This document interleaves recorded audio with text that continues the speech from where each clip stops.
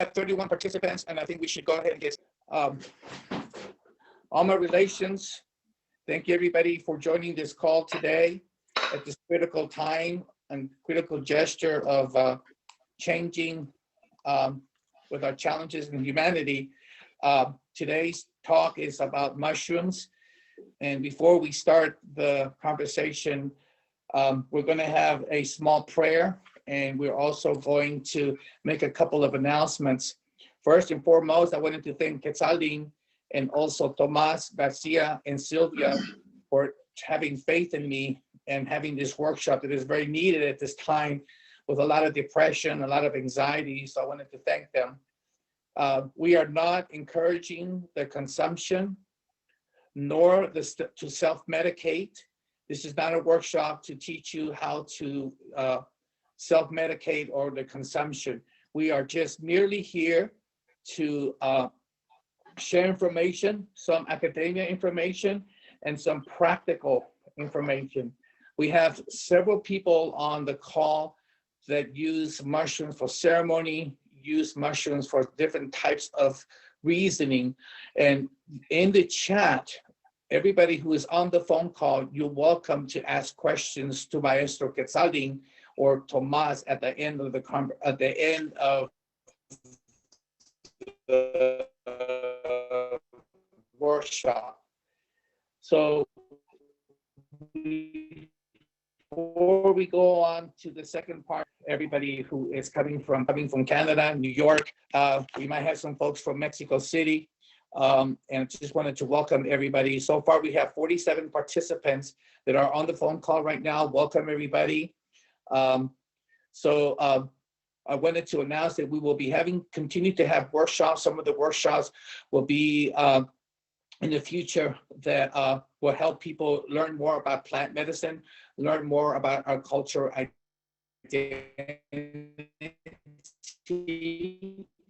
And so just keep an eye out and my Facebook, so that I can continue to share those maestros and the knowledge and the wisdom. So with that, I would like to introduce the first part of this workshop. Studying and learning about a tradition and his way of learning these traditions is going to give us a perspective of an academia.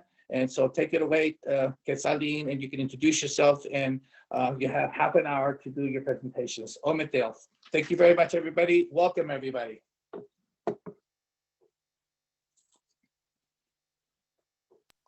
Is someone going to open with a prayer or something?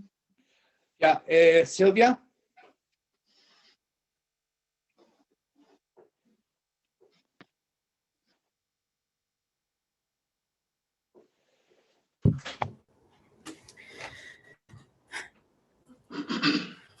So we would like to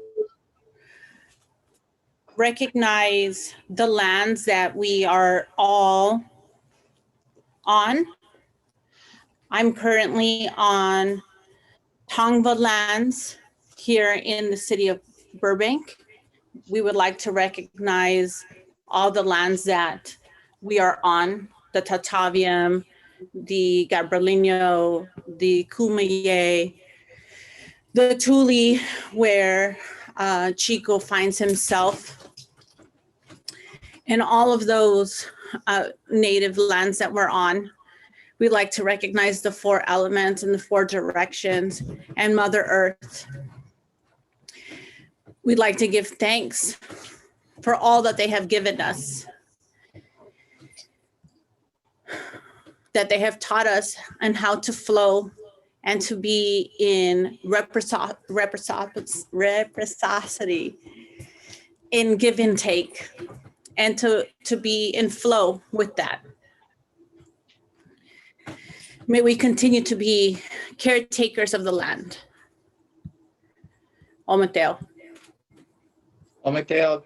Well, now we're going to start with Quetzalin's presentation. Again, we are not encouraging to consume nor to self-medicate. This is not a workshop to self-medicate. This is merely an introduction and a plática, a conversation about mushrooms. Quetzalin, Thank you very much, and please take it away. Hello, everyone. My name is Kwesalin. Amishpansinko Nokniwan, no toka Kwesalin, ni Shukowalkat, Iwan Xochimecayawalkat, Titlasokamati Nokniwan. My name is Kwesalin. I am of Nayeri ancestry, Azteca, and a few other ethnic backgrounds. I am here in the lands of Long Beach, right close to Pavagna, and I also want to acknowledge the ancestors from these lands as well.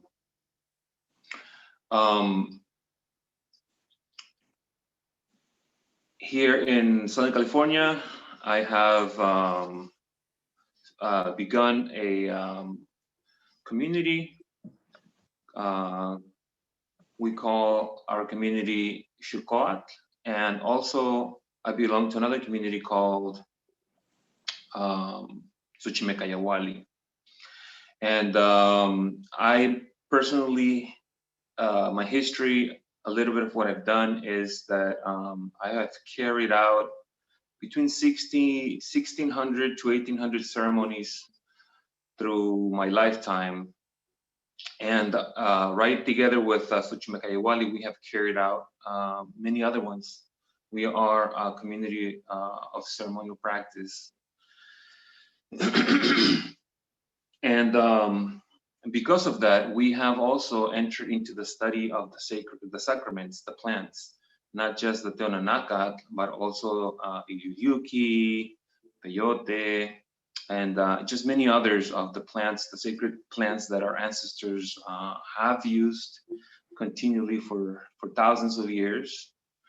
And so today I wanted to approach this from a very important perspective in regard to the things that concern the sacraments.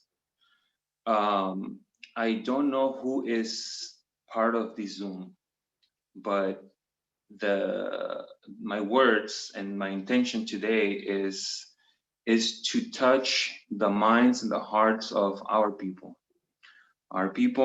who want to learn and be in touch with the sacraments. And in a way, I feel that we have the desire to practice a genuine approach to its use. And for that reason, I feel that it is very important to place ourselves in the proper context of where we are as indigenous people today. The context is that the majority of us are people who are under continuous and probably future invasion. Our lands are occupied. A lot of us don't even have land. And this is due to the process of colonization, which continues to this day. So we first have to realize that colonization has been a really long process, which was very directed to destroying our, for the lack of a better word in English, our spirituality. They targeted this. They targeted us. They tried to destroy it. And for the most part, they succeeded. And where they didn't succeed, they were able to impregnate our traditions with their spiritual ways, which are Abrahamic in nature. The Abrahamic worldview is very, very different from us. It's very contrasting, which is the reason why they sought that in order for them to be able to take our lands, to take our lives, to take our labor, to take everything from us, was necessary to destroy our worldview. And once again, where they didn't succeed, they were able to influence or impregnate our traditions with theirs. It is for this reason that we, as Masehualtin, we need to be extremely critical of all of the existing traditions that we have that pass as indigenous traditions, because a lot of them aren't. A lot of them are very modern in relationship to our lineage. A lot of those things are actually Abrahamic in nature, and they reflect the Abrahamic values of how they see the world. Colonization has not only affected the way in which we carry out ceremony and changed it, transformed it through the process of mixing and forced mixing, but it also affected the relationship that we have with ourselves, with our families, and with our community. Colonization destroyed our communities. A lot of us who are people who were born in the city, we can no longer trace a direct lineage to a tribe, to a nation, because that was taken from us, and it was on purpose. The Mexican identity itself was created to erase our very many and diverse indigenous groups in Mexico. So that's one thing. You know, our communities were destroyed. Our families were also given this new worldview in which we see ourselves as separate. For that reason, we need to be critical of everything that is around us, because none of us asked to be here. We all were born in a colonized world. We all inherited a colonized mindset. And in order to understand that colonization, we need to be able to study. We need to study and understand the ways of the colonizer, what it is that they brought, and how it is that they disrupted our existence, our life, our worldview. So I want to remind you again that the reason why I'm talking about this is because colonization has directly affected the way in which we use the sacraments today, right? And I'm gonna get right now into the ways in which colonization expresses itself, so that then we are able to see how we have also transfer those values into the way in which we practice ceremony, into the ways we see ourselves, and into the ways we consume or abuse the sacraments. Colonization expresses itself in a few ways. One of them is abuse. The colonizer abuses literally everything in the world, including themselves and other people, because the Abrahamic point of view says that God gave them dominion over all animals and all of the earth to do as they wish. Additionally, he says, you know, you can do all of that because at the end of the day, at the end of the times or whatever, we're going to give you a new land, a new earth, a renewed earth. And those who don't get a renewed earth, they're going to go to heaven. Well, what is that going to do is going to condone abuse of everything that is on this land. That's one thing. The other thing is commodifying, monetizing. So then the colonizer point of view is that everything is there to make me rich. Everything is there to give me wealth. Everything is there for me to take advantage of and profit for myself. There is no sacredness in the sense of that needs to be left alone. That needs to not be abused or used in that way, because it is sacred. Another one is the appropriation of culture and resources, right?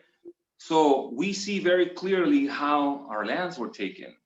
how colonizer people come to different cultures and take ceremonies, they bring them with them and they practice them, and they sell these ceremonies to other people, right?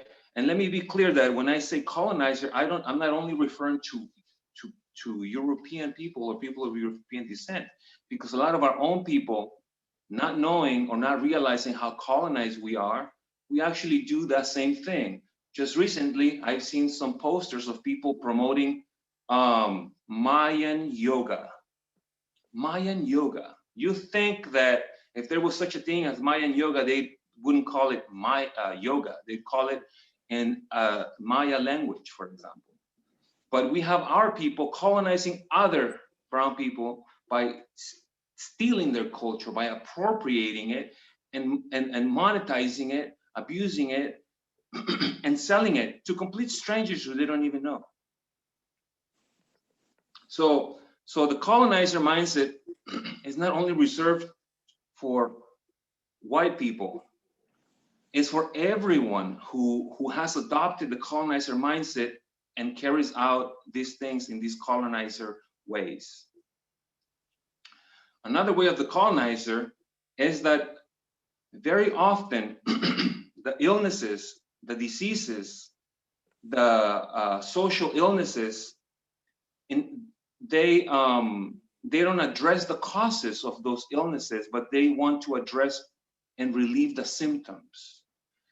And isn't it interesting how sacred plants are used for that exact purpose? Instead of the colonizer trying to help the people not have the problem that gave them a symptom of sadness or depression or whatever, here, let me give you some opioid. Let me give you a painkiller. Here, let me give you some mushrooms so you become happy. This is the approach that they have toward a lot of our sacred plants. And I'm talking ayahuasca, I'm talking sapito, I'm talking all of the hallucinogenic plants that are now being used and commoditized and monetized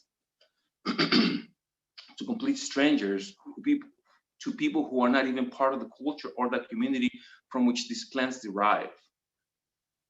The other one is lack of accountability. Lack of accountability is where you give medicines to people who you do not know. You do not know their history. You do not know their mental state. You don't know if they use other drugs.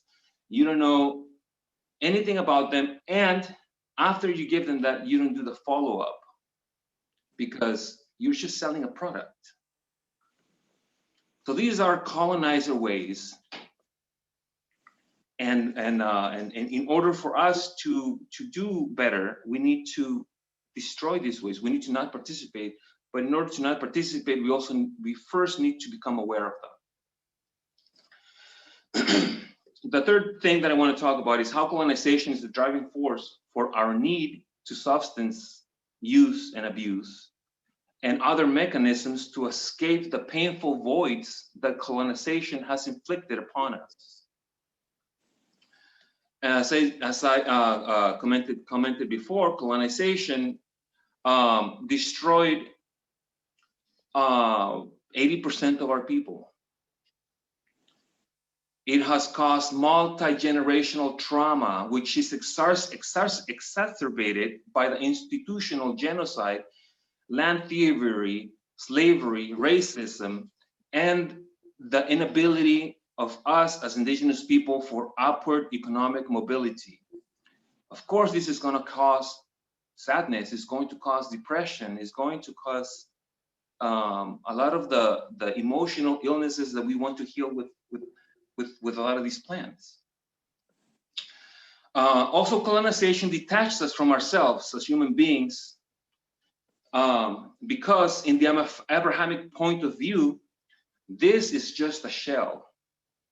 The body is just a shell that holds the greater thing, the better thing, which is the spirit. And all of earthly things need to be avoided because they are sinful, they are earthly, and everything that is good is not earthly, and it is of the sky. And so we have lost our connection to ourselves, to our needs, to the senses that we have, because we have adopted this idea of spirits, of souls. But our ancestors, and I don't have a lot of time to talk about these things, but our ancestors were very, very close to their bodies and the relationships of their bodies to the plants that they ate, that animals and the earth all together. We are earth people, not sky people. Mm. Also,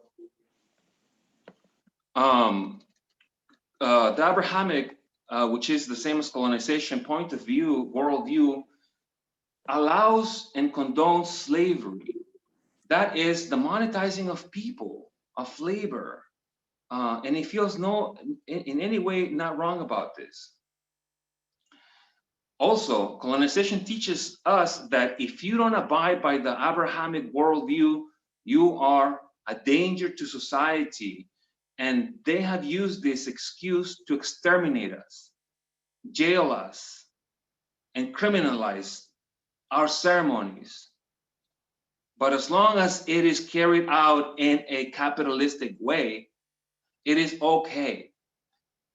And isn't it very interesting how the legalization of mushrooms is now going to become the new trend of healing, of those magic pills that the colonizers always want to give us to make us feel better. Here, you don't need to fix anything. Here, just come to this ceremony and take some mushrooms. This is gonna heal you, it's gonna tell you.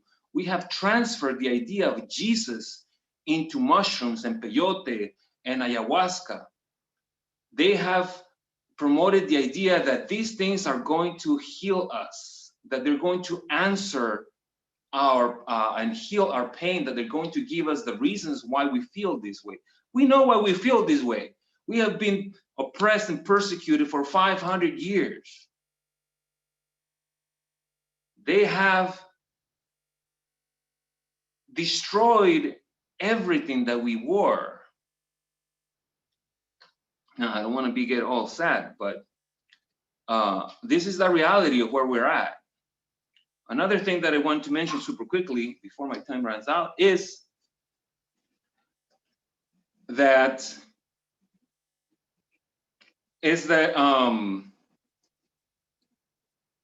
there is such a thing as addiction to these sacred plants. It is a habitual addiction, and I have seen this in many of the brothers, many of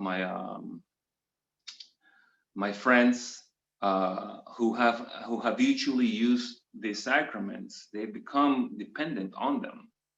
And there's also another danger when mushrooms are used too much. Some people develop something that is called hallucinogen persistent perception disorder. Basically, what happens is that your brain, because the mushrooms have the capacity to change the neurological connections in your actual physical brain, you are no longer able to not see the visuals when you are not in the dream state. When you are out, you see traces and you see geometric shapes and hallucinations, because now it's a permanent state of mind. So we have to be very careful with these sacraments. This is not something that our ancestors used habitually, but the colonizer is now promoting this idea of microdosing. And microdosing, because anyone who has used these sacraments knows that when you use the sacrament at its highest degree, you simply don't want to do this every day or every weekend or every month or every year. But if you microdose, you can sell those things in pills. You can sell it once it becomes legal. Again, the monetizing of the sacraments, of these sacred plants. So what do we do as Native people? What do we do to defeat this? We have to go back and realize what is the source of our sadness, the source of our depression, the source of our loneliness. And one of the things that I can tell you is the lack of community, the lack of a circle that is going to strengthen you, that's going to build you up, that is going to lift you up when you are low, that is also going to encourage your worldview that you want to create. Again, we are colonized people. Things were destroyed. Our job as the ancestors of the future, 7, 13 generations, is to fix the things that are broken now. We have a lot of work to do, my friends. We have a lot of work to do. And I want to mention that, that I'm very thankful for Chico for providing this space, because Chico is doing this work, opening up to these discussions, to these conversations, because there is a lot of work to do. There is none of us here were born knowing. A lot of us are on the path of discovery, of mending things that were broken. I can't say that, my brother, my sister is wrong for doing things in a certain way, because that is the way that it was inherited to them. But it is our job to fix it. It is our job to establish our communities. It is our job to be accountable to each other and accountable to ourselves. We can't put all this work on these sacred plants to fix everything for us. Just look back to the 60s and the 70s. All those hippies, millions of them using hallucinogenics. Did they change the world? It didn't change the world. It's still the same shady society that we have today, full of racism, of transphobia, of violence. Did it change? It didn't change because it didn't change them. This is what is called place and placement. The place is yourself. You have to fix yourself first in order to be able to change the placement, the surrounding, what is going to affect your journey and when you are utilizing these sacred plants. All of us have this process to do. I started mine when I was 18. If I would have taken the Teonanacat when I was in my 20s, it would have been a completely different experience. It would have been a colonized experience. I would have probably used it for fun, to see things. But as an older person, having fixed a lot of the things that were broken, that were inherited to me in terms of culture, family, and community, my experiences were amazing, incredible, and fructiferous, not shallow, right? So we see these things in the language where people refer to as trip, going on a trip. We don't go on a trip. When we ingest the mushroom, it is part of the fabric of our life. It is part of the fabric of our life. It is not a trip like we go on vacation somewhere. Like when we went to Paris. Yeah, Paris is over there. I'm over here. It was a trip. It was a good trip. But when we take the sacrament, it is part of our entire being, of the fabric of who we are. There is no good trip. There is no bad trip. It's just part of the journey of life that we have as we walk.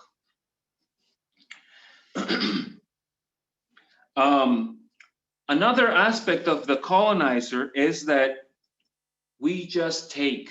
The colonizer just takes because it's told to them in the Bible that they can just take an animal, take this land. Oh, they don't want to give it to you. Kill them and take their land. The idea is to get as much as possible and not give back. Within our cultures, wherever you go, you're going to find out that when you go to a community, they're not going to give you anything. You have to go and work. You have to become part of that community. And I noticed this with a lot of people who have land, like my brother Chico, where people come and do ceremony and they just take, you know. And I'm not saying don't share this with people of other ethnicities. That's not what I'm saying. What I'm saying is establish a community. If they want to do a sacrament with you in your land, in your community, tell them, hey, become part of my community, help out. Because you're gonna get to know them in that way. You're gonna know who they are. You're gonna be able to help them and be accountable to them, and they're gonna be able to be accountable to you. But it is not correct to just give it to anybody who just wants it. It just doesn't work that way. It shouldn't work that way. That's the colonizer way. And we need to stop doing that. What we need to do is establish communities. And community can be a group of friends that you may have. Have them be your community, be accountable to them, and have them be accountable to you. Hold each other tightly so that eventually you are able to partake in this sacrament and you are able to really go to the land of the Teteo and give back. I wanted to show you super quickly here. This is one of the Zapotec ancestors who long ago recorded in this sacred book his journey into the land of the dream, of the sacraments. And you can see there, this is the Nutal. I'll try to post some pictures, but you can see here how they give offerings. They give offerings to the Teo.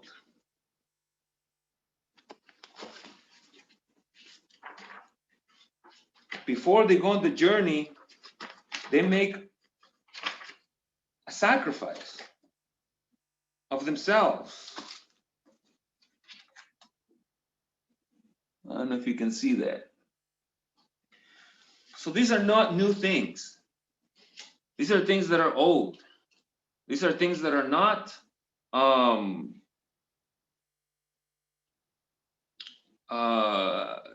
made up. You're going to realize this if you travel to indigenous communities, and how you have to be part of them in order for them to consider you part of them. I want to finish up with something that has helped me many times in remembrance, because it is really easy to be depressed about where we are as a people when we want to do our ceremony, when we want to practice our ways, and realize that really we're practicing just colonized ways, and so we have to remember who we are sometimes by what they have left behind, and also remember that we also are leaving things behind for the future generations. We are the ancestors of the future, and we have to take this role very seriously. It reads like this. This is from my people, the Nayeri. What beautiful hills, so green. Here we are.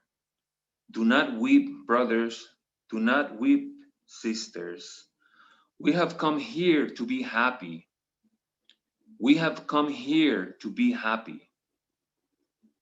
We have taken this path to find our lives. For we are all the children of a brilliant flower of colors, of a burning flower. And here there is no one who regrets what we are.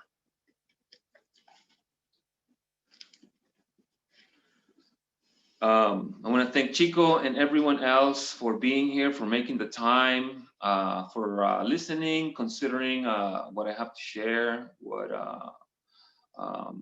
really comes from my heart. Sometimes we need to be shook a little I've been shook many times. None of us know everything. We're all in this journey to find our lives, like the song says. So let's just keep on working. Let's keep on lifting each other up. Tlazokamati. Thank you, thank you, thank you. That was amazing. You brought up some very important, significant points that really stimulate thought, that really stimulate to really question these precious sacraments, if you call them. Here, I'm going to show you. These are some mushrooms here, and this is another type of mushroom here that I've been gifted. And some of them are about a year old that I have not yet taken them. One way that I will say that I feel is important to say, with the 85 people who are participated, I think actually it's not 86 or 87, almost 90 people who are on this phone call. Some people's background as cacao ceremony with mushrooms. Some people are growers. These are the 5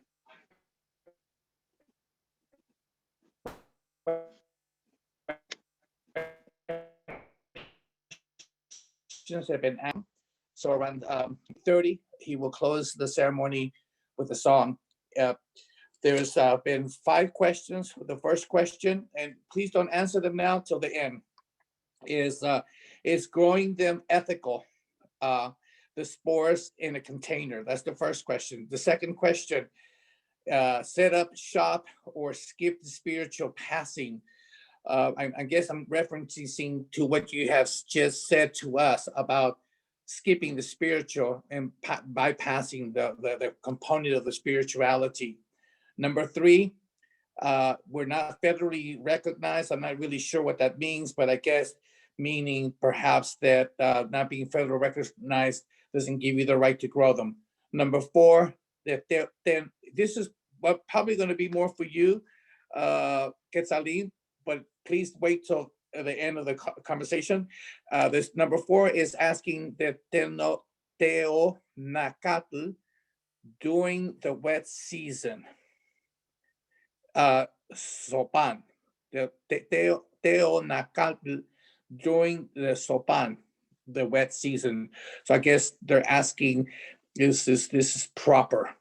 So now we're going to go on to the second part of this presentation, which is the practical part of the mushroom consumption, how it's used. Tomas Garcia has been in many workshops. He has studied the mushroom consumption to the point that has helped him, and we want to hear his story. Before we go on to Tomas Garcia, I wanted to, thank Quetzalin, thank Sylvia, thank all the participants who are on this phone call, and also wanted to remind you that we are not encouraging to consume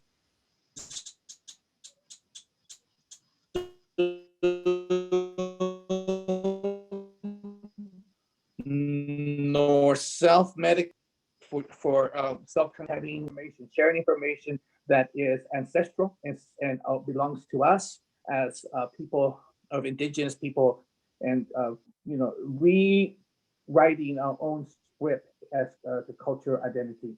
So with that, I want to welcome now is Tomas Garcia, who's also going to be showing some graphs and some other information for the viewers. And again, please ask all your questions on chat.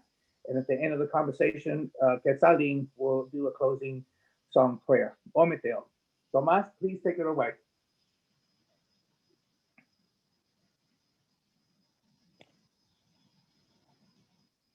Mateo, gracias Chico, Sylvia, and everybody else who is here holding sacred space in this community, especially for me. I especially want to thank my brother Quetzalin for laying the groundwork, the foundation, culture, history, and moral considerations and ethical considerations for the use of not only mushrooms, but psychedelics in general, especially other medicines that belong to our people, like ayahuasca, San Pedro, mescaline, and so forth.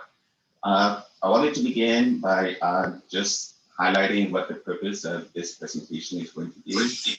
Basically, you'll be learning about this new wave, this new fad, this new revolution that's going on right now, pretty much all over the world, as it relates to the use of psilocybin for healing.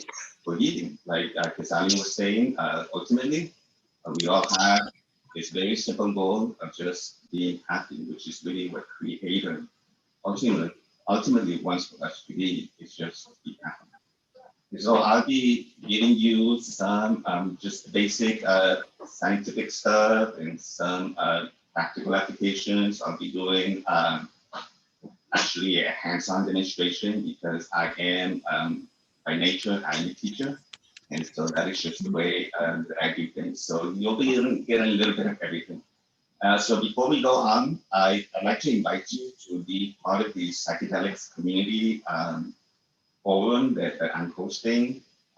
Once you subscribe, you can subscribe by sending a text to this number right here, 213-463-6072 with the word shrooms.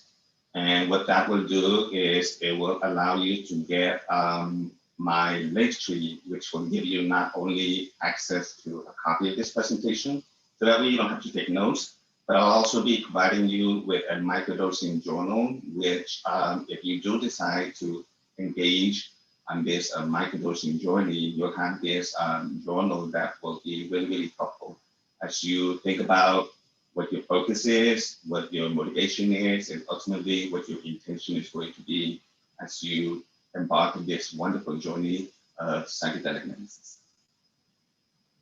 So I thought it'd be a good idea to begin with telling you a little bit about who I am. Like Chico was saying, I am Tomas Garcia, and I am a psychedelic psychotherapist. I do want you to know that I am profoundly deaf. So if you shout out a question or if you say something, it may take me a while to understand or to process that. I am a compassionate inquiry practitioner. I'm also a clinical psychologist and a psychotherapist working mostly in Los Angeles since 2015. I'm presently a student intern at the Psychedelic Somatic Institute in Denver, Colorado, which uses cannabis primarily as the main psychedelic medicine. I do psychedelic integration, and what that means is people come into my office, my space, with their own medicine. They had already been working with that medicine, and they simply come in as we begin to explore what has been some of their dreams, what has been some of their visions, what are things that are coming to them. And so I hold space and I journey with them on this wonderful trip, no pun intended. I began integrating psychedelics into my practice in 2018. And overall, my personal goal is to bring this wonderful ancestral knowledge in combination with modern clinical practices to traditionally underserved communities, such as Spanish-speaking brothers and sisters, members of indigenous communities, and that community. So I'd like to begin with the following quote. This is by Diana Prince, who is the main character in the movie Wonder Woman 1994, which was just released in December of 2020 or January 2021.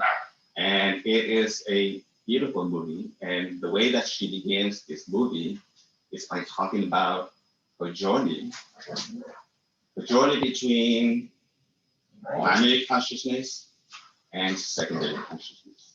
And how many of us have been stuck in that state of secondary consciousness. And the state of secondary consciousness is primarily regulated by the brain. And so we want to be living primarily in a state of primary consciousness. And so she says, some days my childhood feels so very far away, and others I can almost see it. The magical land of my youth, which is a reference to the state of primary consciousness. It's like a beautiful dream of when the whole world felt like a promise and the lessons that lay ahead yet unseen. Looking back, I wish I'd listened, wish I'd watched more closely and understood. But sometimes you can't see what you're learning until you come out the other side.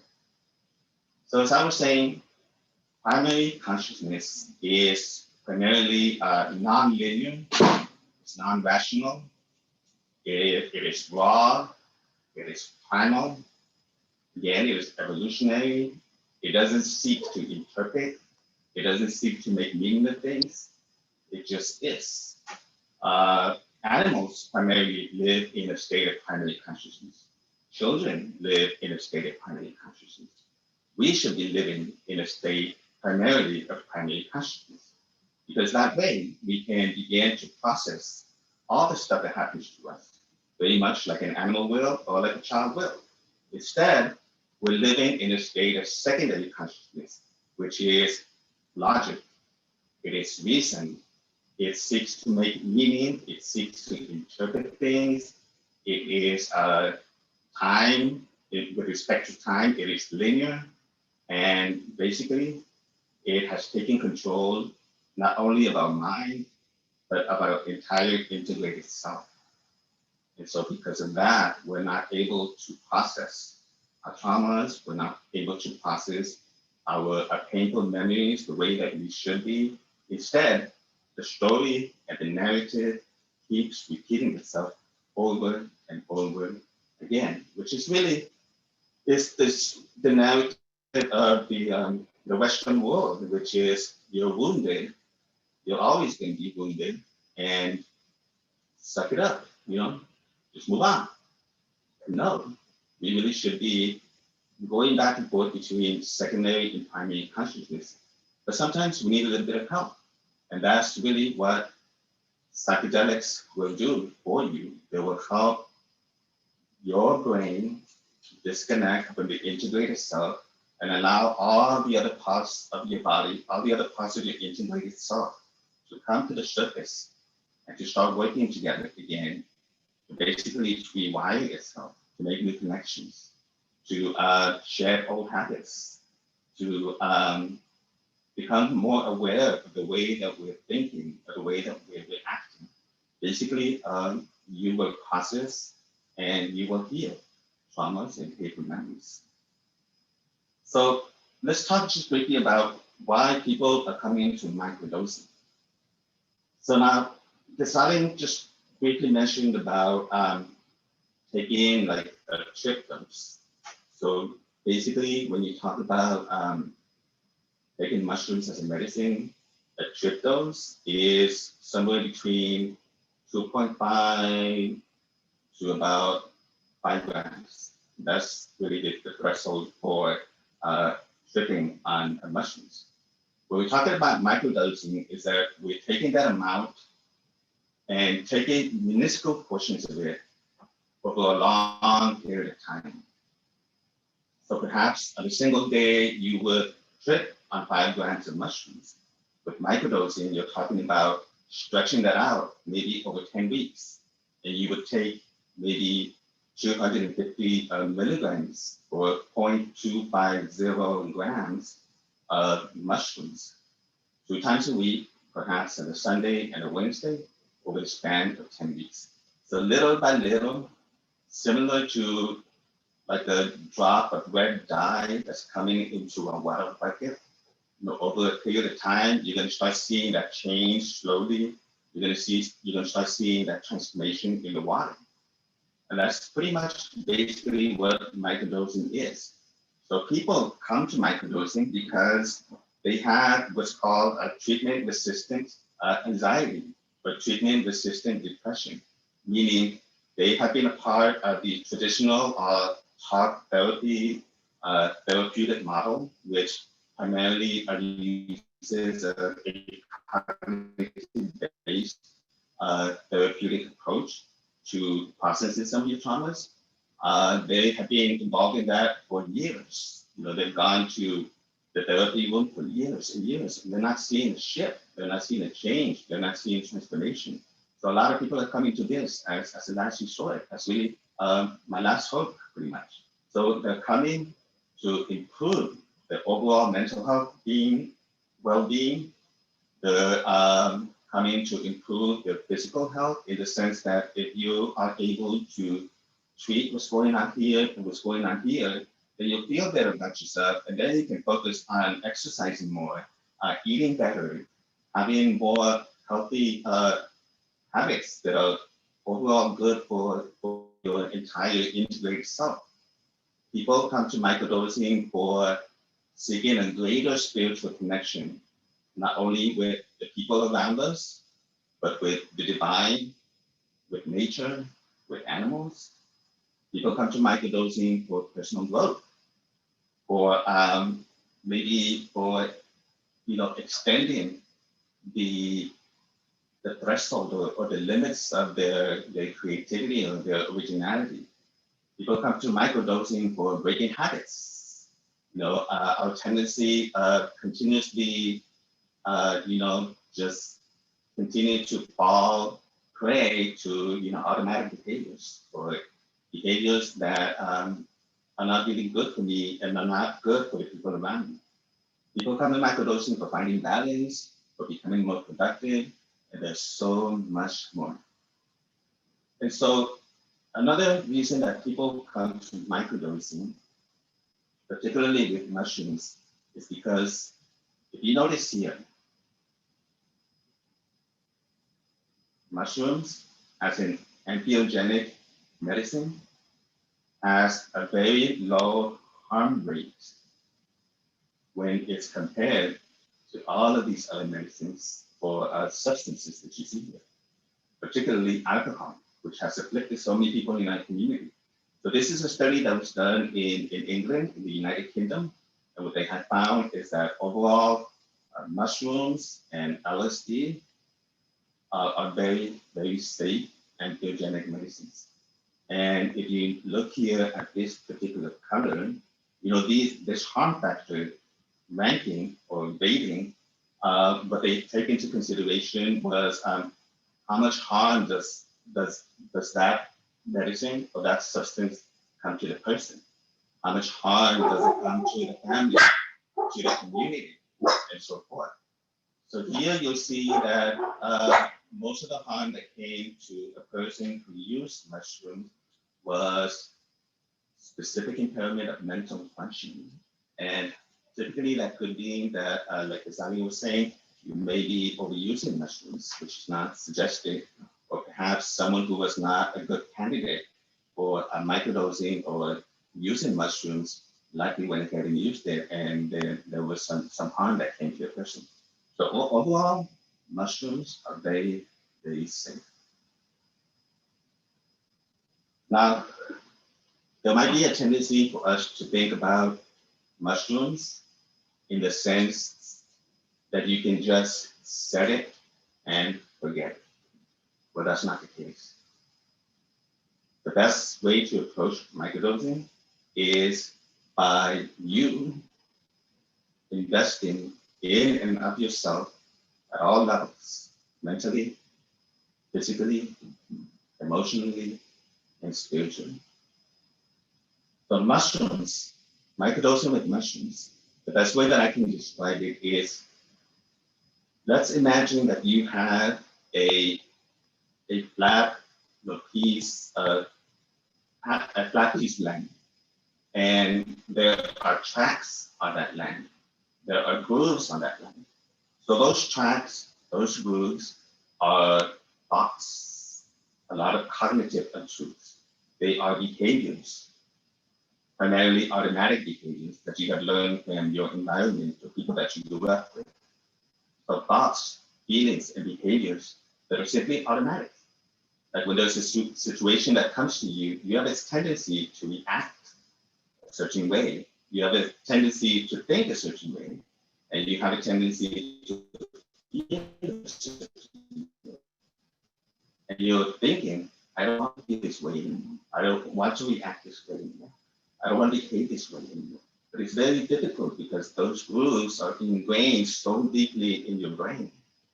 So when you're microdosing with mushrooms, what's going to end up happening is that you're going to have, like, using the analogy of snow, you're going to have a very thin blanket of snow that slowly is coming and falling on that land, and it's covering those roofs, and it's covering those tracks, right? And you have an opportunity to create new behaviors, to create new ways of thinking, to create new ways of eating. So truly, microdosing with mushrooms is a very wonderful sacramental tool. I really like that word that the son was using, the sacramental tool for helping you restart yourself, for helping you get a better sense of who you are and who you want to be. And for that, really, it requires a lot of effort, a lot of personal investment. So truly, microdosing with mushrooms is just a very small piece of the process. The rest of the process is the process that we will talk about later, which is the integration process.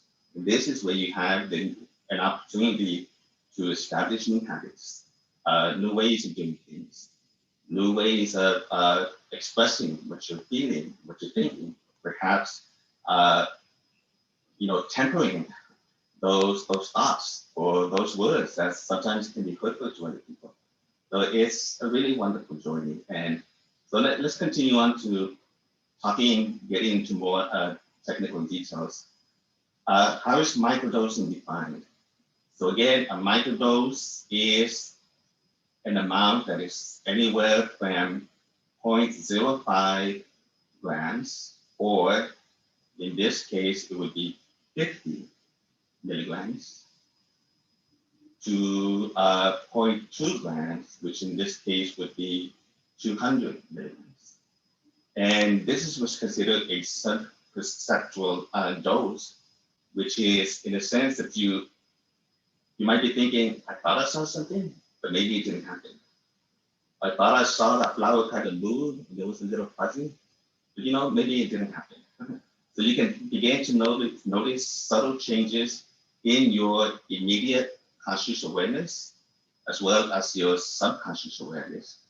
And sometimes when you're dreaming, in your unconscious awareness. The next level would be a mini dose, which is 0.15 grams to 0.30 grams of mushrooms. And this is where you experience heightened senses, which is clearly there's an obvious relationship between how you are feeling and what you took. And then, of course, there's the macro dose, which is also considered the probably the museum dose or the concert dose, or maybe the full trip dose. And here you have a full sensory experience where you are in no way able to function like the normal version of yourself.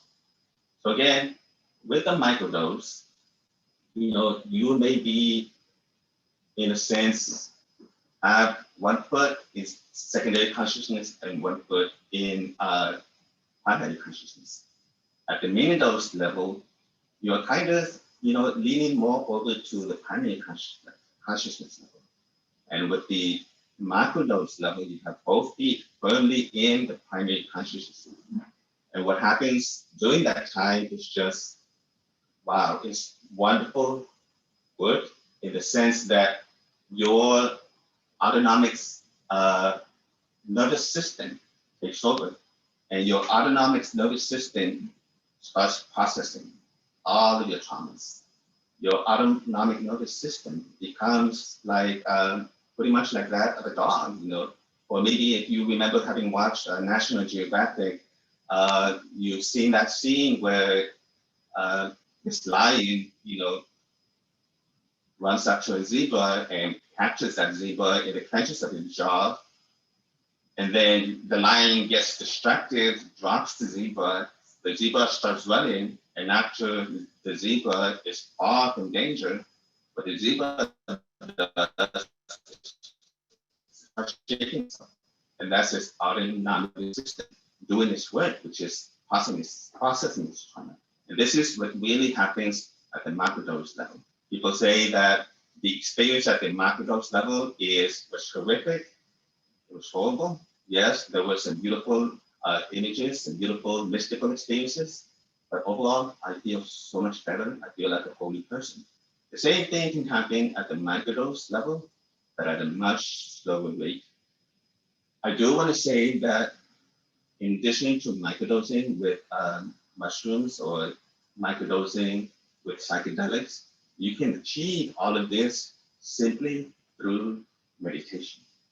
By meditating every day, anywhere from 20 to an hour if possible, and you will achieve that full range of transformation that I've been talking about, that I've been mentioning, pretty much the same as microdosing with psychedelics or taking a microdose dose of psychedelics. So let's talk a little bit more about more benefits. Again, mood enhancement, stress reduction, emotional stability, openness and creativity, enhanced endurance, and enhanced senses. In a sense, you begin to feel like you're a lot more in your body, like you're a lot more integrated. And when you're a lot more integrated and you're more in tune and attuned to not only what's happening within you, but also outside of you and around you. In a sense, time slows down. Time slows down long enough for you to think twice about what you want to say or to analyze how you feel. And above all, to make a choice in how you want to respond to that particular situation. Now, the FDA has not, actually, they have approved psilocybin trials. I think they're in their third year. But when it comes to other psychedelic medicines, there is very little scientific research when it comes to microdosing. So all of this data and all of this information is really coming from the community. It's coming from people who have experienced this themselves and want to share this knowledge with everybody else. Like more specific benefits include moods, peacefulness, overall well-being, calmness, happiness, reduction in the symptoms of depression, also includes more emotional connection, a general sense of optimism, and an improved outlook on life. 26.6% of people that were surveyed in this study responded to having felt an overall improved mood, and also 14.8% responded to an improved focus, while 12.9% of those people responded to an improved sense of creativity. They feel like they got the creative juices flowing once again, that they had at one time in their life, when they were children, when they were teenagers, when they were young adults. But then life happened. Life happened, and we experienced traumas, and we experienced painful and emotional situations that kind of clamped down on that creativity. But through microdosing with mushrooms, what ended up happening is that the default mode network, which is that part of your brain that regulates your entire integrated experience, was moved out of the way. And when the default mode network of your brain is moved out of the way, again, everything comes to the surface. And when everything comes to the surface, everybody's like, aha, I haven't seen you in a while. Oh, a long time no see. Well, let's get together and let's do something, something that we used to do before.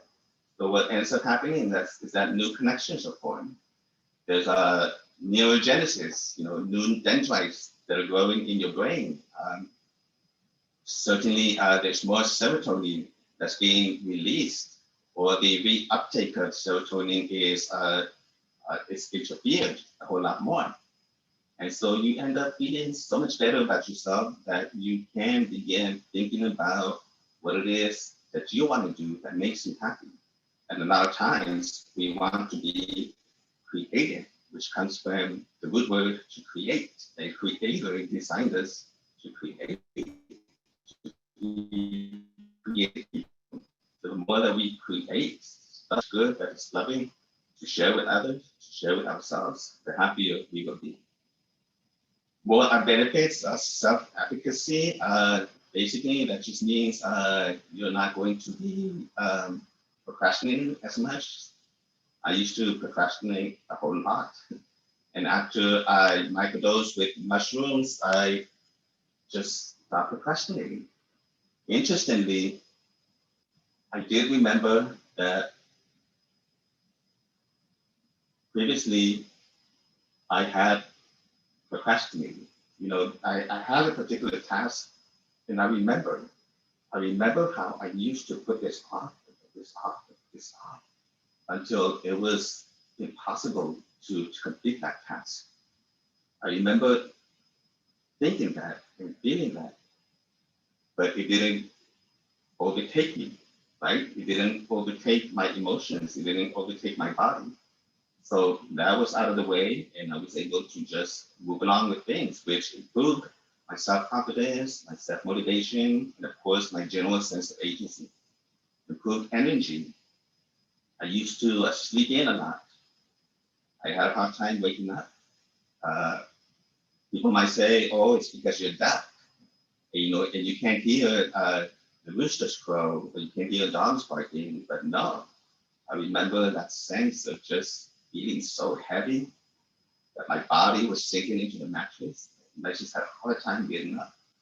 But after microdosing with mushrooms, I just started feeling like my body was not a part of the bed. Like I could get up and just go about my day. I started waking up earlier, whereas before I would hit the snooze button on my Apple Watch like maybe 5, 7 times.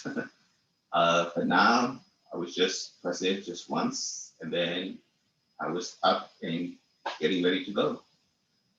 Social benefits, mostly in the sense of feeling social anxiety. Like I used to feel a lot of social anxiety, particularly as it related to my work in the church. I remember showing up on a Sunday morning, and I would see a family come, and I'd be thinking, "Oh, here comes our family. You know, I have to talk to them. I have to engage with them." And, you know, I didn't like feeling this way, but it was just my overall sense of not feeling good about myself, which is really depression. And so here, you know, you have the family just coming, and within 30 minutes, I was already tired, exhausted, and I was just trying to escape. So much so that I would drink maybe 5 or 6 cups of coffee a day just to get that, you know, artificial energy going and flowing in my sense of being.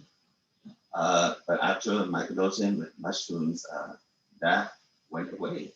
Interestingly, the first day of microdosing, I immediately felt a whole lot better.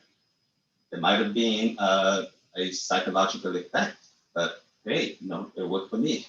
But certainly, after ending my trial of microdosing with mushroom, that shift or that transformation was in effect permanent. So I no longer feel anxious. I used to feel really scared and anxious when I would get a phone call. The phone would ring and I'd have to pick up and talk to people. And I don't do that anymore. I'll get a phone call, I'm like, "Oh, okay. Hey, what's going on?" And so it's been wonderful. It's been wonderful. So that's one of the reasons why I'm here today, because I experienced this profound transformation that I think that this medicine belongs to our people. It belongs to the people of Anava. It's medicine that's mapped in our DNA, ready to receive it, so it can do the work that it needs to do in terms of healing, processing traumas. And of course, being that we are people who share, you know, we want to share this knowledge with not just our own people, but with the rest of the world. So I'd like to move on to just a few more benefits, cognitive benefits, and typically that's what we know and understand as cognitive flexibility, neurological plasticity. In a sense, over time, as I mentioned earlier, with the default mode network, the wiring in your brain kind of starts to solidify, you know, it starts to become rigid. It starts to atrophy. But then with this medicine, what ends up happening is it starts loosening up. In a sense, it becomes undone, which is the default mode network is shoved out of the way. And again, you have all of this stuff that comes to the surface and new connections are made. There's new rewiring of the brain. And so again, this results in new ways of thinking, new ways of feeling, and new ways of behaving. Reduce anxiety and physiological enhancement. You sleep better. You don't feel as many headaches. You don't feel as many migraines. You have a better stamina overall, to the point where you are able to adopt healthier physical habits. Excuse me for my camera. I don't know what's going on here, but now let's talk about the potential negative effects. Okay, number one, it's illegal. So mushrooms are still a part of the Schedule 1 list of drugs under what's the name of that agency, the DEA, the Drug Enforcement Agency, has categorized mushrooms as a Schedule 1 drug, so it's still illegal. It is very hard to get. It is very hard to obtain, which can become challenging, particularly when there's a person who really wants to, you know, have the medicine come to them and joining with this medicine. Some people will feel physiological discomfort, which manifests as disrupted senses, not being able to sleep, temporary dysregulation, reduced appetite. In my experience, I do see that when people experience that, it's because, you know, when you shake things up, it can be painful. You know, when your world is turned upside down, it can be painful, mentally, physically, spiritually, and emotionally. And so, yes, you will feel a little bit of discomfort, but if you do the work of integrating, do the work of journaling, processing, then it should all smooth out. Impaired focus. Some people reported a poor focus, distractibility, and absent-mindedness. Increased anxiety, and the reason for that is because your anxiety sometimes is amplified. So when your anxiety is amplified while you're microdosing with mushrooms, truly, it's a good opportunity because you're in a different state of mind, in the sense that your default mode network is not there anymore. So you have a chance of, you know, coming in head to head with this anxiety that before would make you run, or before would make you play dead or be still. But now you're here and you're ready to fight. You know, how are you going to handle this, you know, amplified anxiety? And that's an opportunity that presents itself to you while you're microdosing with these mushrooms.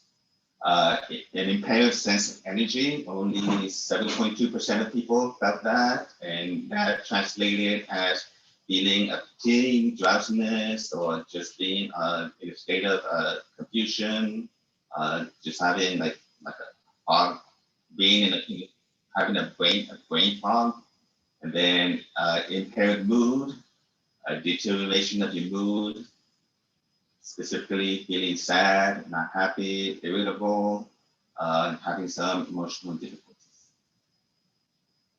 Social interference, you may feel awkward sometimes, and this happened with a very small percent of the population.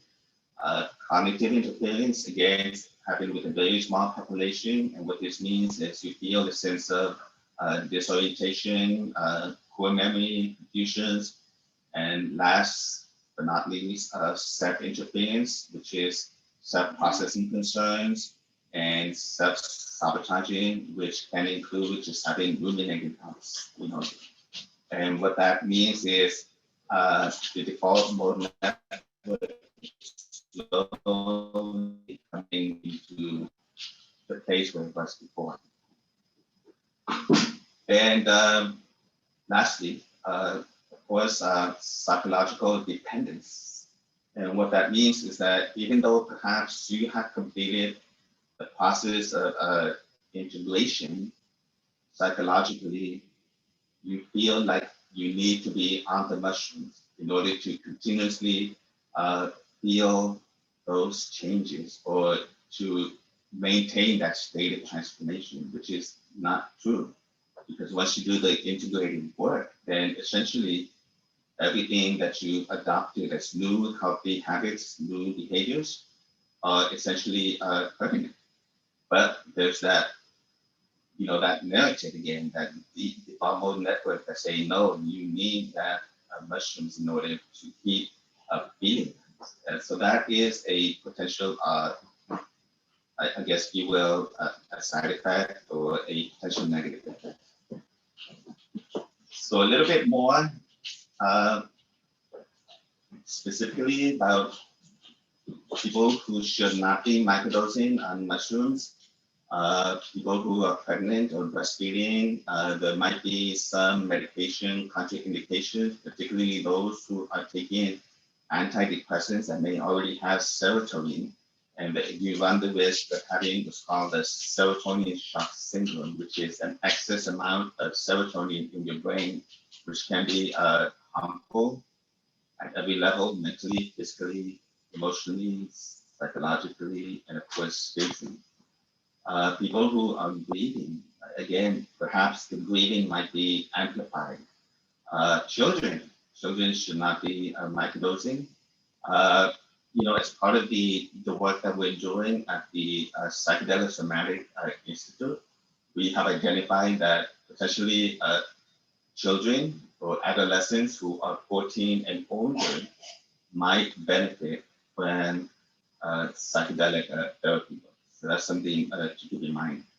People with psychiatric conditions, particularly those who have mental health disorders that are categorized as psychosis, as schizophrenia, bipolar disorders, or delusional disorders, those people should not be microdosing on mushrooms or any psychedelic medicine for that matter. So I'm going to start skipping over some of these slides. Again, if you register with my community number, you'll get the full slide deck, so you can refer to it later. But I'm just going to go ahead and start speeding up a little bit because I understand I have about 15 minutes. So microdosing is, again, is like being on an electric bike. It's going to help you plow through some of those things that have held you in a state of funkiness, when you feel like, oh, I'm in a funk, and I feel like I've been in a funk for so many years and I can't get out of this. But microdosing will help you just plow through and get out of that funk and help you make new and better decisions about yourself. And it can help you adopt changes easier. But yet it still requires your participation, your active participation in this process. So now, why do mushrooms or psychedelics work? Nobody really knows the answer, but we suspect that what happens is the psilocybin creates unique connections in the brain. And psilocybin is very similar in the chemical structure of serotonin.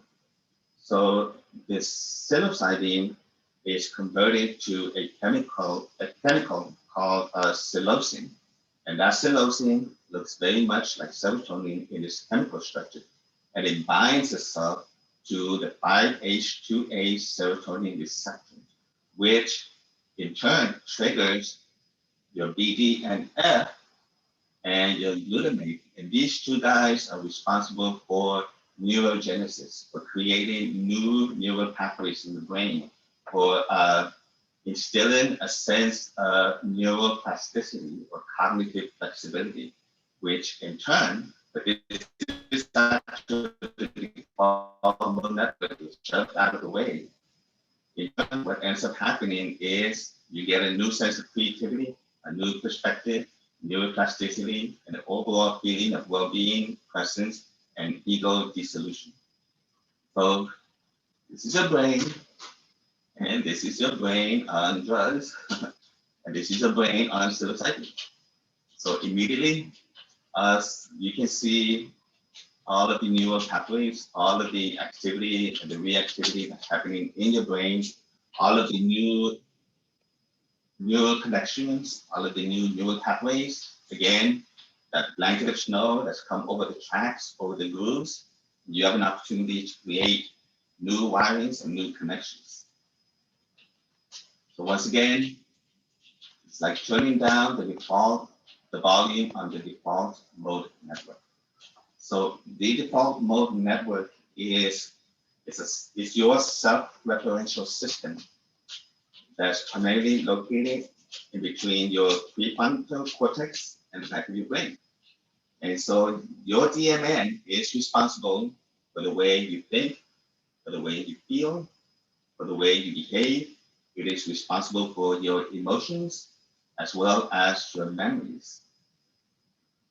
Your DMN is responsible for your self-talk. You know, that voice that never stops talking in your head, right?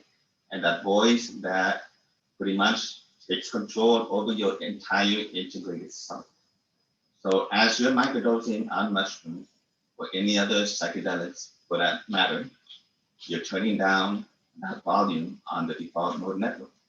In essence, you're pushing it aside, which will allow you to begin anew, to start over, to have a reboot or a reset, right? Now, I'm going to move just quickly over into finding your focus. You know, before you begin microdosing on mushrooms, you really want to be thinking about your motivation, your focus, your intention.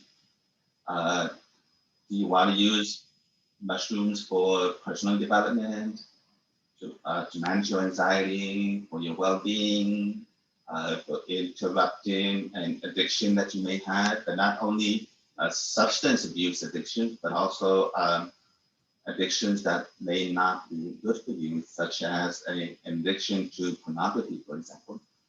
So you want to be thinking about what it is that I want to do with this medicine work, right? What is the vision that I have for myself? What is the relationship that I seek to establish with the medicine so that together we can make this new vision of myself come about? So in order for you to do that, if you were to be gifted the medicine, I would suggest sitting with the medicine at least for a week and a half. You know, just have it by your bedside and just be talking to the medicine. You know, there's a reason why the medicine is known in Mexico. We know them as Niños Santos. You know? Again, you know, they're sacramentals. They're holy children. They're the souls of our ancestors that are here to help us heal, process our trauma, to bring about a new sense of being, to bring about transformation, to discover our sacred purpose, to be a better person for my partner, perhaps, for my family, for my community, and for the world. Now, what I want to do now is I want to actually show you what the medicine looks like. You know, Chico already gave you an example. So these are basically what you're going to be needing to microdose in mushrooms. Okay, so I'm going to turn off my camera for a minute here.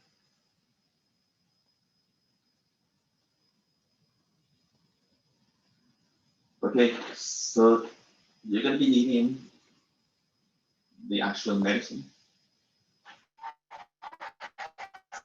So as I mentioned in the beginning, you need a good place to begin would be with about 5 grams. One begin with about 5 grams of mushrooms. And you need this kind of scale, which will give you weights, not only in grams, but also in micrograms, okay? And this can be obtained easily on Amazon. So once you have weighted the exact kind of medicine that you will need, what you will then need is just a regular coffee grinder, okay? So you're gonna put those 5 grams inside of the coffee grinder. You're actually gonna grind it. And after you have ground the mushrooms, then you're gonna let it sit for about an hour to let all the entire medicine, which is a lot of it is floating inside of the canister. You want to let it come down to the bottom of the canister. And then after an hour, then you're gonna take everything out and put it preferably in a glass case such as this one. And this is where you're gonna be keeping it, right, on your bedside, okay? This little spoon is particularly helpful. Because what you want to do is you want to pre-measure the amount of 0.250 milligrams, which is a good way to begin in terms of microdosing. Okay, actually 0.250 grams, which will translate to 250 milligrams. Okay, let me repeat that. 0.250 grams, which is similar to 250 milligrams. So you want to make sure that you get like a visual idea of how much 0.250 grams is, and that is the amount that you will be taking. Okay, there's different microdosing protocols. My suggestion would be to begin with a protocol of 10 weeks, where you're microdosing 2 days a week, preferably on a Sunday and on a Wednesday.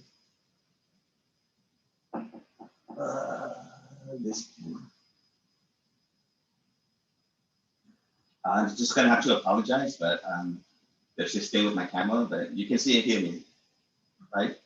Okay. So 0.250 grams, okay, Sundays and Wednesday. Wednesday is typically known as hump day, which can be the most difficult day of the week. But microdosing on a Wednesday will kind of help you get over that hump in the beginning.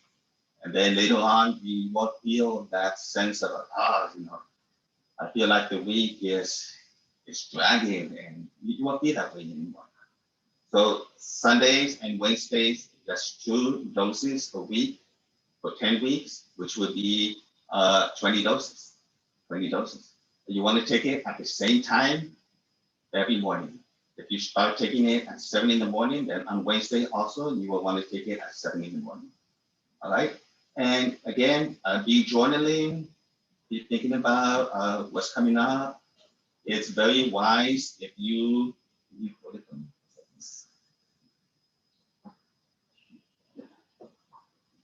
so you want to be journaling, you want to be a part of integration circles where there's other people who are on this same journey as you, and you're going to be sharing, you're going to be supporting one another. And so yeah, you want to be talking with another person who's going to be joining with you one-on-one and helping you process some of the stuff that's coming up and helping you make sense of some of the stuff that's coming up. Although towards the end, you'll find yourself living primarily in a state of primary consciousness, which is you'll feel like you're one again, like on the day that you were born, like you'll feel happy again, you'll feel whole again, which is truly our goal. So I'm going to close with a prayer by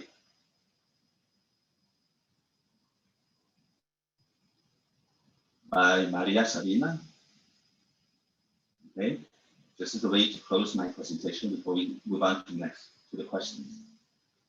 So Maria Sabina says, "Heal yourself with the light of the sun and the rays of the moon, with the sound of the river and the waterfall.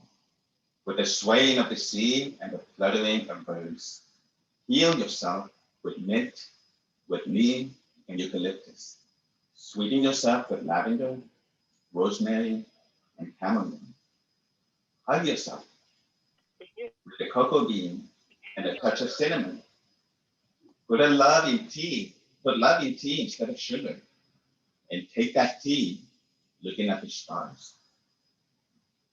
And she continues to say, heal yourself with the kisses that the wind gives you and the hugs of the rain.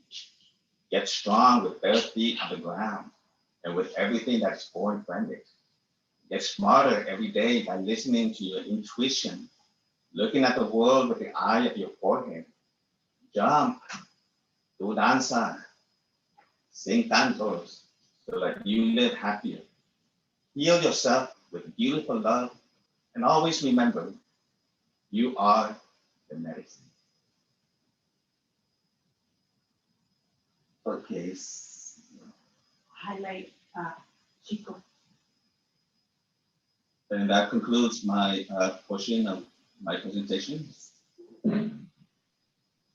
So thank you again for showing up tonight. Thank you for your presence, for your love. I'm gonna go sit with Sylvia so that she doesn't hold my phone. So everybody, please stay on. Please stay on. We got 3 more minutes. We're gonna do a closing song. And so can everybody hear me loud and clear? Okay, so we're gonna have a closing song. Before we go to the closing song, I wanted to thank everybody. I wanted to thank Mother Earth for giving us these beautiful mushrooms. And I wanted to show you one thing that we did not talk about. And there's many folks who are now mixing cacao with mushrooms. And it seems that the cacao, the combination between the cacao, this is a artisan cacao, and it is handmade the way our ancestors made it. You can see that. And the mushrooms are mixed, and this is a way that you can also consume. Apparently, the cacao helps the process of the consumption of the mushrooms. So what I think we should do is have a second part, number 2, so all the questions that we have on here will be able to be answered. There was a lot of questions that came up on the chat. We're going to save the chat. We're going to save this so that way people can hear it and study it. Again, this is, we are not encouraging the consumption or to self-medicate. This is not that kind of workshop. So please, do get a hold of Tomas if you would like further guidance. I want to thank that, Quetzalin brought up many interesting subjects that dealt with the abuse, the exploitation of the mushrooms. So that's what was a very critical information that we needed to hear. And one of my questions in the future will be if the transferring addictions, particularly we have in a big addiction in the United States with crystal meth and opioids.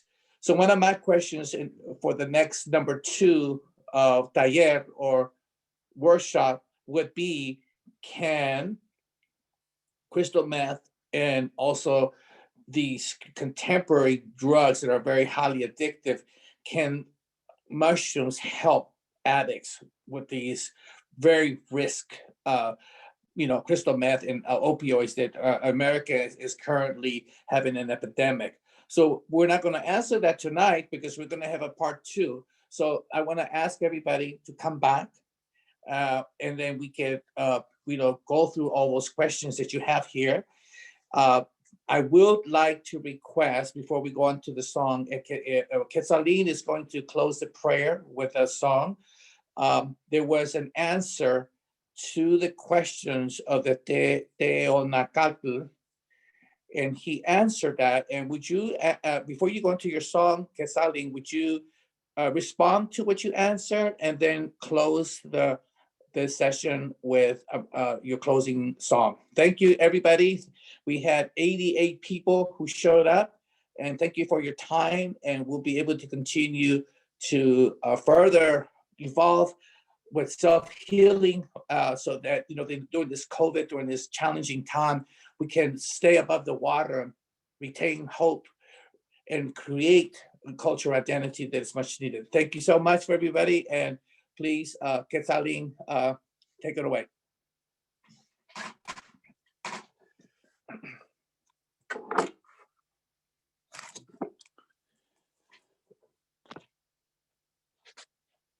Quetzalín, are you there? I am sorry. I was muted. To answer the question to Alicia Smith. Yes. The consumption, I want to reiterate that a lot of the reasons why we suffer, these depressions and these sadness and these senses of loneliness, lack of power, lack of strength is because we constantly keep transferring that power to a plant, to a person, to a God, to something else outside of ourselves. Each community has their rules, has their protocols, and some of them, consume them during Chopin. Other ones, consume them whenever they're available. It really is dependent on the community and what they see is best for their community and their community members. My suggestion is that we all work toward building community wherever we are, so that we are supported, so that we are accompanied, so that we have purpose, so that we have beauty in our lives. We are not meant to be alone in our homes and be outside of connection with other people. We need that commitment. We need to be committed to other people as well. So I want to sing this song. This song is an ancient song. It's more than 500 years old. The song says something like, it's a conversation with the ancestors, and it says, "You have already walked this flowery road. I am the one who wears the grass cape." And essentially the song is saying, nothing is new. This is a road that you've already walked, ancestors. You have walked this flowery road. I'm just like a rabbit that goes happily and humbly wearing a grass cape. And so it's very short. And so with this song, we bring back the words of the ancestors, their thoughts and their feelings, and we make that connection, knowing that we are all but one, and that the ancestors are within us. We are the ancestors who came back. All the power, all the beauty of them is within us. We are the ancestors.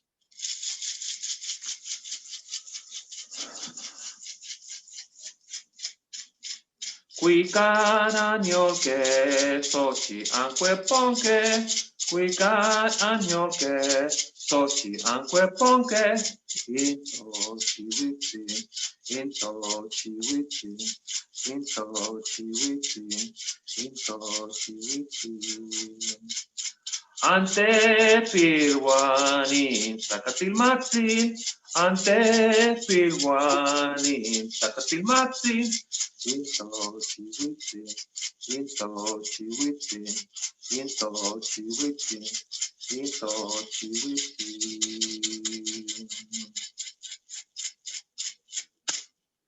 Titlazokamati. Tlazokamati Quetzalín, Tlazokamati Tomás, Tlazokamati Sylvia, to all the people who joined this call, thank you so much. And I wanted to share that my experience with mushrooms was to connect with Mother Earth. My experience with mushroom was to be able to have a dialogue with the trees. It is the most wonderful thing that we can also utilize these sacred plants, the sacred medicines to further connect to Mother Earth, to further be able to have a dialogue with these plants, these trees, and I was able to be captivated by this amazing dialogue with the sequoia giant trees up in the Sierras, with my experience with, taking the sacred medicine and connecting further. So I did not consume them for my depression. I consumed them to be able to have a conversation with the trees. Thank you, everybody. We will see you soon with number 2. And everybody have a blessed night and take care of yourself. Keep your hands clean and keep wearing whatever you need to wear not to get the COVID. Ometel, Oma Relationships. I love all of you. Have a good night. Take care. Bye-bye. Bye-bye, everybody. Tlazokamati, raza, buenas noches. Tlazokamati, everybody. Amadeo. Tlazokamati, chico, Tlazokamati, Quesalin. Love you all. Love you too. Tlazokamati, chico, y Cosalín y todos. Oh, wow, okay. 88 people got on here. Almost 90 people. That was awesome. Thank you, Bye, everybody. Chico. Thank you, chicos. Bye. Love you guys. Tlazokamati. Ometel, gracias a todos. Bye, Chico. Bye-bye. Where's Gracias. Mehmet? Yes. Así, aquí en el rancho, he's, having a communication with the stars. Okay. Bye-bye, everybody. We love him. Love you guys. Oh, where are you? Bye-bye. Bye, Ishe. Bye-bye, everybody. Like this. That's not Isha, that's me, Siri. Oh. Siri. Bye-bye. Bye-bye, everybody. Take care, Chico. Gracias, Quesalin. Cuídate, Bigotón. Gracias, Siri. Gracias, Siri. Oh, Mateo, gracias, hermanos y hermanas y maestros. Bendiciones. Double click.